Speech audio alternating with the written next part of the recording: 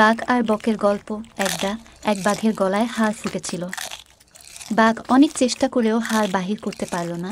যন্ত্রণায় অস্থির হয়ে চারদিকে বেড়ে বেড়াতে লাগল।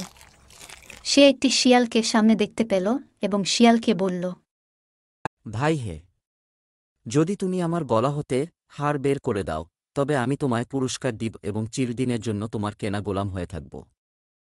না ভাই, আমার অনেক তাড়া আছে।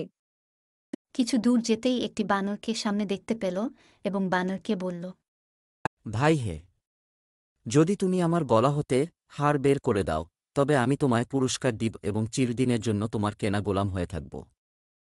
তোমার গলা থেকে হাত বেরোতে গিয়ে আমাকে না খেয়ে দাও না বাবা, আমি পারবো না, আমি চললাম। কিছু দূর যেতেই একটি বিড়ালকে সামনে দেখতে পেল এবং বিড়ালকে বলল, ভাই হে, যদি তুমি আমার গলা হতে হাড় বের করে দাও, তবে আমি তোমায় পুরস্কার দিব এবং চিরদিনের জন্য তোমার কেনা গোলাম হয়ে থাকব। তোমার কাছে যেতে আমার ভয় করে, আর আমি দেব তোমার গলায় হাত, কি করে ভাবলে ভাই? বাঘকে যে বিশ্বাস করা যায় না, এটা কি আর কারো অজানা? সবার একই কথা, তোমার কথা অনুযায়ী হাড় খুলে দিই আর তুমি আমাকে খাও। তোমরা আমার উপকার করবে আর আমি তোমাদেরই খাব। এটা কি হয় নাকি? কি যে বলো না তোমরা! বাঘের মিষ্টি কথায়ও কেউ ভোলে না।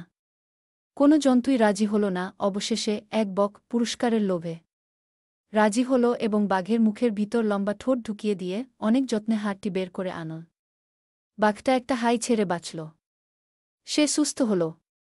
তবে বক পুরস্কারের কথা বলা মাত্র সে দাঁত কর্মর ও চোখ লাল করে বলল, আরো বোকা! তুই বাঘের মুখে ঠোঁট ঢুকিয়ে দিয়েছিলি। তোকে যে তখনই আমি খাইনি, সেটাই তোর ভাগ্য। আবার পুরস্কার চাস? যদি বাঁচার স্বাদ থাকে তবে আমার সামনে থেকে যা, নয়তো তোর ঘাড় মোটকে খাব।